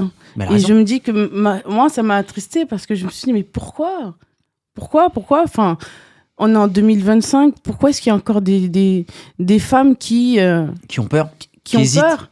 Et je sais que quel que soit l'âge auquel ça lui est arrivé, une femme, En vérité, un est-ce individu- qu'elle a peur de le dire ou elle a peur du regard des autres? Non, je pense que ça revient. Le corps, il parle à un D'accord. moment donné. D'accord. Enfin, moi, dans Après, ma oui, position, après c'est un autre niveau. Elle a vraiment été violée, comme tu m'as dit, donc c'est un autre level encore. Là, c'est vraiment. Est-ce que même de le dire, de le dénoncer ou de l'attraper, ça va refermer la plaie? Je pense pas. Mais bon, c'est pas pour autant qu'il faut qu'il court quand même. Dans les rues. je pense que là, faut c'est. quand même le bloquer, lui. Voilà, il peut c'est ça. pas courir comme Pour ça, c'est que pas possible. Enfin, il y a une justice, il faut Oui, qu'elle oui. soit appliquée, je pense. Oui. Et il faut plus que ça se reproduise, surtout. Faut Ça aussi. Lui aussi, il faut le bloquer. c'est ça. Est-ce que tu ne trouves pas qu'il y a une corrélation entre le fait où tu as dit que, tu vois, il y a plus ce côté aller chercher un b-boy et compagnie. Est-ce que cette mentalité, elle s'est tellement évaporée que, parce que des gens sont au courant de la situation de cette jeune Laura et personne ne parle. Est-ce que justement, tu vois, vous trouvez pas que ça match avec le fait qu'il y a plus de Mais b-boy? est-ce que Il y en les féministes du game en parlent? Moi, je parle pas de ces. Enfin, Est-ce qu'il y a des gens qui en parlent? c'est trop fermé le clan féministe pour moi. Il Bah, y en a qui faudrait- se positionnent et il y en a qui se positionnent pas. Yuval, il en a parlé? Il en a parlé. Un des seuls qui d'ailleurs, en a parlé. voilà, ça a Mais été c'est par lui l'étendard qu'on de. a- c'est pas- Eh ben, je reconnais Il mon a Yuval. relayé. Eh ben, je reconnais mon Yuval. Il a Je relayé. reconnais là Yuval, tu vois, celui qui prend les patins, celui qui prend les problèmes, celui qui dénonce. Tu vois, c'est lui, c'est tout Yuval. Tu vois, il a cette facilité à pouvoir dire les choses et à se mettre dans des bourbiers. Et il le fait en se disant, bah, peu importe les conséquences, j'y vais, moi je bombarde. Et tant mieux. Il en faut peut-être plus comme lui. Ouais. Mais en tout cas, moi je suis de tout cœur avec cette fille, je la connais pas, je sais pas comment elle s'appelle. Laura. Laura, si tu m'entends, ma chérie, vas-y, bombarde. Hein. Mm. Envoie-le au trou, ce trou du cul. Il mérite que ça. Ouais. J'espère qu'il prendra cher. Je sais pas qui est la personne non plus, mais peu importe. C'est pas- Mène des enquêtes. Moi, j'ai mené des enquêtes, mais bon, j'ai mené des enquêtes. De toute façon, je vais te dire la vérité. Un violeur reste un violeur. C'est-à-dire qu'il va pas C'est- s'arrêter à son premier viol. c'est Il en ça. fera d'autres et il finira derrière les barreaux. Quoi qu'il arrive, à un moment, il va sauter. Mais ce gars, voilà, il y a plusieurs C'est comme un accusations. pédophile. Hein. Il touche pas un enfant un matin, il se lève le matin, il en touche un. Il le fait plus jamais de sa vie. Hein. Mm. Il le refera. C'est comme ça. Et c'est pour ça que t'as beau les mettre en prison, ces gens-là, malheureusement, tu les guériras jamais. Les trois quarts, quand ils sortent de prison, ils récidivent. Bah Tout oui. ça, c'est sujet sensible de cette culture. Complètement. Ouais, mais sensible, mais il faut en parler. Moi, je raison d'en tenais à en parler, quoi. Je reviens sur une phrase que tu as dit à Ismaël TV. Tu as dit, et qui m'a parlé, Ouais. quand on ne s'amuse plus, quand on devient une corvée, il faut s'arrêter. Ouais. Le micro. Il faut s'arrêter. Ouais. Quand on devient une corvée, il faut Oui. s'arrêter. Quand tu te lèves le matin, ça devient un travail et plus une passion. Moi, je dis stop. Qu'est-ce que tu dirais à quelqu'un qui ne danse pas, qui a des passe-temps, des loisirs, mais qui tous les matins se lève et se dit c'est une corvée, ça me fatigue, Ah non, c'est dur. j'en ai marre. Et qui Alors attention, voilà. attention. Il y a l'obligation. C'est-à-dire que demain, un mec... je vais remettre ça sur la famille, mais demain, un mec qui a des bouches à nourrir, s'il n'a pas le choix, il n'a pas le choix. Il faut qu'il y aille. Il faut qu'il assume son rôle. Mais dans le cadre d'un artiste, c'est pour ça, pas mais- forcément danseur, mais d'un artiste qui se lève tous les matins et qui se dit qu'elle aimerait vivre de son art. moi, mais qui... moi, je dis que s'il veut vivre de son art, il peut pas se plaindre. Il est obligé d'aller au charbon et de se lever et de se forcer, s'il veut en vivre. À moins qu'il soit, je te dis une connerie, à moins que ce soit un peintre extraordinairement connu, qu'il ait besoin de faire une seule toile par an, pour pouvoir en vivre, et il veut la peindre quand il en a envie, Mhm. quand il a la flamme. Là, je te dis, oui, lui, il peut. Mais si vraiment il a un art qui ne lui permet pas de vivre comme il faut, et qu'il n'a pas le choix d'aller travailler tous les jours, de danser tous les jours, ou de peindre, ou de dessiner, ou de faire ce qu'il veut, de la musique, bah, il n'a pas le choix. Hein. Moi, j'ai envie de te dire, j'ai pris le choix de ne pas faire ce métier du tout. Moi, j'ai pris le choix de m'arrêter. Mhm. J'ai pris le choix d'aller travailler. J'ai pris le choix de ne pas abîmer ce que j'avais fait dans mon passé. J'ai pris le choix de ne pas vouloir danser derrière des artistes. Mhm. J'ai pris le choix de dire stop. Je me suis pas forcé. J'ai pris le choix. Et à un moment, j'avais j'en voulais à ma culture. J'en voulais à la danse. J'en voulais à ma danse. J'avais l'impression de ne pas avoir choisi le bon sport. J'avais l'impression d'avoir touché le plafond et de ne pas pouvoir subvenir à mes propres besoins, qui n'étaient pas grand-chose pour le coup, puisque je vivais seul et je vivais chez ma mère. Mhm. Donc, déjà, de moi-même, de ne pas pouvoir m'assumer, ça m'avait frustré. Donc, j'ai dit stop, moi, je vais travailler, je m'en tape. Alors, j'ai déçu beaucoup de monde. Hein. Beaucoup de monde à l'époque m'ont dit, mais pourquoi, mais t'es fou, en fait, t'es un malade et tout.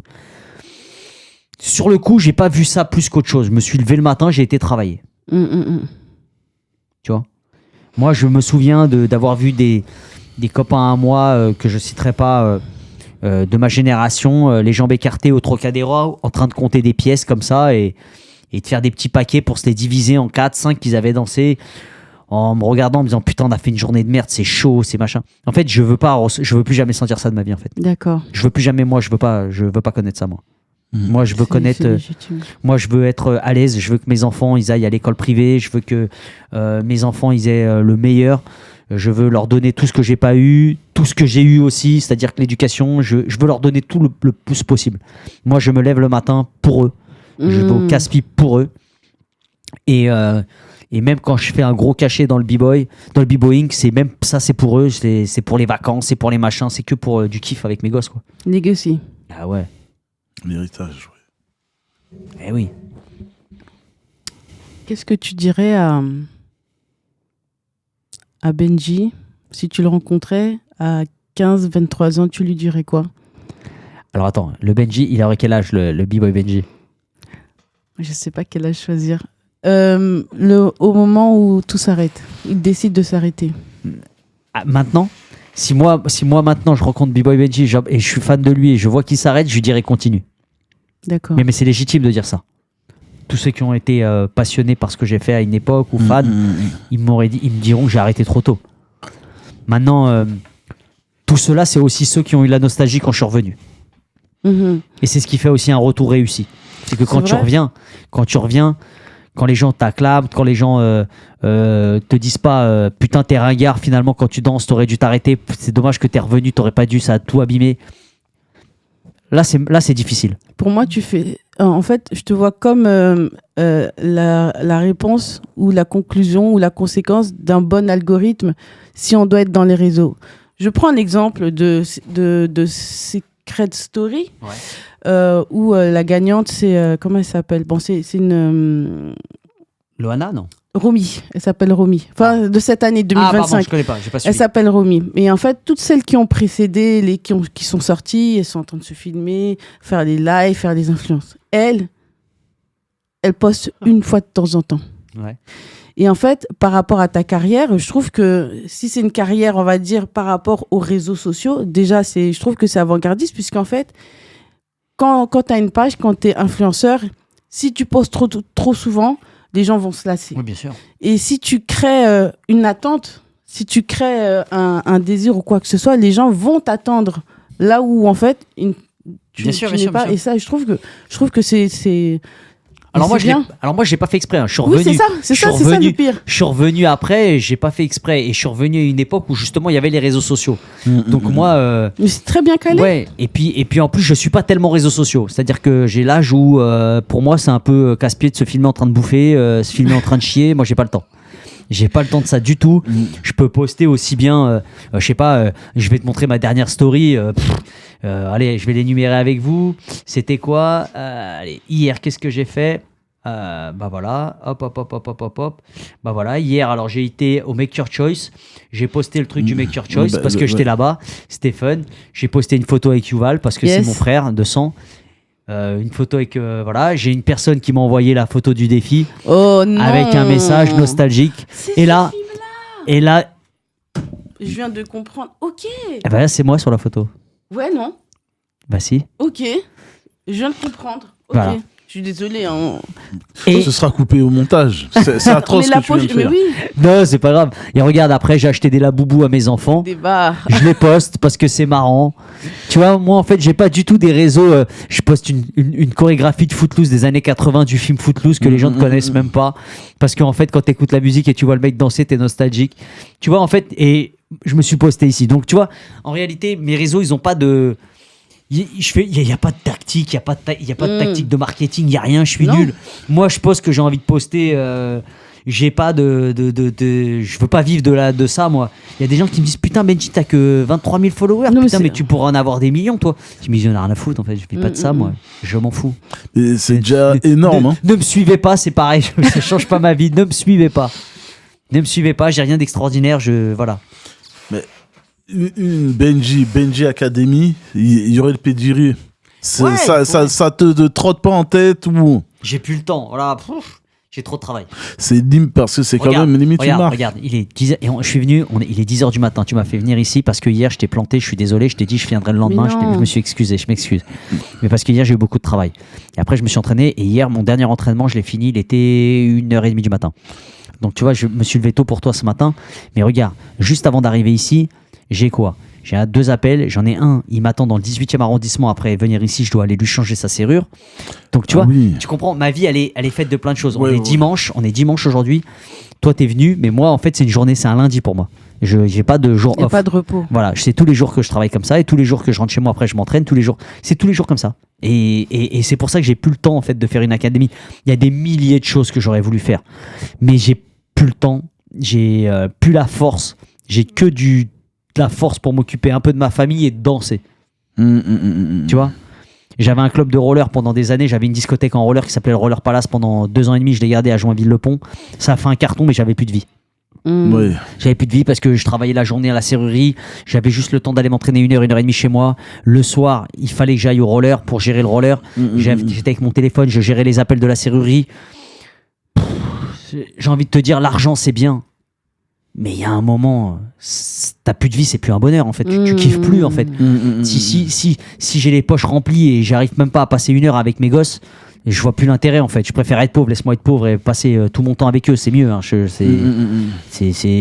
veux dire, il faut un juste milieu et à un moment, il faut savoir dire bon, allez-y, on ralentit, tranquille, on baisse et on. Voilà. Mais une académie, moi quand j'ai vu l'école d'Ismaël, j'ai trouvé ça magnifique, moi. J'ai trouvé ça extraordinaire. Mais moi, j'ai pas le temps de faire ça. C'est un travail d'une vie, ça. Faut s'occuper tout le temps d'eux. Il les accompagne, il fait un travail extraordinaire, il les accompagne dans les battles.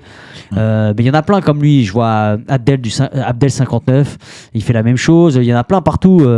Lawari le fait dans le sud, Driss qui le fait aussi dans le sud. Il y en a plein qui le font avec leurs gosses, qui ils partagent leur vie avec ses enfants et c'est charmé avec leurs écoles. Mais moi, j'ai pas la pédagogie pour faire ça et en plus, j'ai pas la patience. Et j'ai pas le temps. Le temps, c'est un truc de fou. Moi, j'aimerais qu'il y ait 35 heures dans une journée. J'ai pas le temps. Donc désolé, il n'y aura pas de suite de Au moins, Petit c'est Benji. clair. Bah, tu as donné tous les skills. Voilà. Je donne la suite avec mes bouquins, avec Voilà. le docu qui va sortir prochainement en 3 volets, avec beaucoup d'archives sur toute ma vie. Alors, pour dire un petit mot sur Warrior, c'est écrit par moi-même et Paul Bellettre qui a fait... pas mal de choses, c'est lui qui a fait les Flexible Fury, c'est lui qui a fait une centaine de docus, c'est lui qui avait fait Obsession Funk aussi pour Gemini. Il a fait plein de trucs, c'est un des premiers à avoir fait les vidéos de break. Eh ben, Merci pour ta transmission, cet appel, ce besoin de transmettre. Merci pour parce que tout c'est ce de la transmission. Hein. Et bien Mais sûr, bien chacun sûr. transmet à sa Ça veut manière. dire, t'es parti loin, mais pas si loin que ça en fait. Moi, je lance un appel aussi à tous mes anciens. Oui, Faites des conférences, expliquez aux jeunes ce que vous avez fait, ce que vous avez vécu. Si moi, vous m'avez marqué, vous pouvez en marquer beaucoup. Faites-le, bougez-vous. Je le dis à tous les anciens, à Xavier, Blaise, à tous les actuels, tous les PCB, tous les mecs qui ont vraiment marqué les années 90-2000. Vous avez un message à faire passer, vous avez des jeunes qui veulent écouter, qui demandent qu'à entendre. Il faut leur montrer le chemin. Et voilà, c'est tout. On a Merci. besoin de vous. Tonton Oui. Blaise, tonton Blaise. Ah, le Blaise. Monsieur Grand Xavier, respect, grand respect. vous Vraiment. êtes les bienvenus. Hein. Oui. Voilà. Monsieur Blaise, le nombre de fois qu'on l'a dit, bon, bref. Je regarde même pas la caméra, je le dis jusqu'à... Cœur. Franchement, ça partira pas à cœur. Voilà. Et honneur et respect, monsieur Blaise. Vraiment. Benji, Merci beaucoup. vraiment merci Merci à de vous. nous avoir accordé Merci. ce temps. J'ai l'impression qu'on a été hors temps dans ton temps. Mais Non, exactement. vraiment, elle était merci. bien, mais moi j'aime, ça me fait ma pause un peu dans mon travail, ça me, tu vois, tranquille. Merci, Moi, j'ai vraiment, kiffé. vraiment honorant. Eh ben, écoutez, tu j'espère. dégages toujours cette aura là. cette J'espère cosmologie. j'espère que je reviendrai vous voir quand j'aurai d'autres projets.